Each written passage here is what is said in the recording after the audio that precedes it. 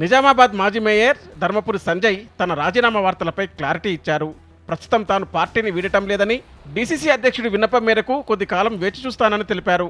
తన విషయంలో అధిష్టానం సానుకూలంగా ఉన్నా క్షేత్రస్థాయిలో కొందరు నేతలు తనను వెనక్కి నెట్టే ప్రయత్నం చేస్తున్నారని ఆవేదన వ్యక్తం చేశారు.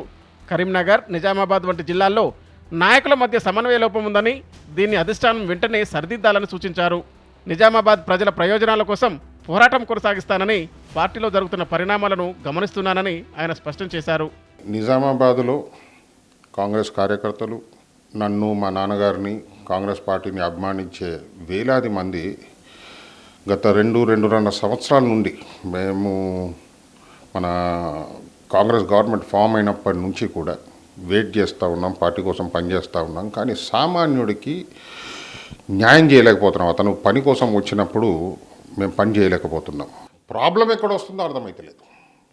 నాకే అర్థం కాకపోతే నన్ను రోజు 10 మంది 20 మంది ఇంకెప్పుడు అని అడుగుతూ ఉంటే వాళ్ళకి ఏం సమాధానం చెప్పాలనో అర్థం కాకుండా చాలా అయోమయ పరిస్థితి మటుకు తప్పకుండా ఉంది.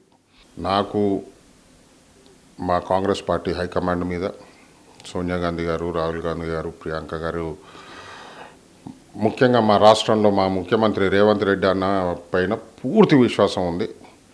నాకు న్యాయం చేస్తారని చెప్పి నేను ఇంకా కొద్ది కాలం వేచి చూసి న్యాయం జరుగుతుందని అనుకుంటున్నా.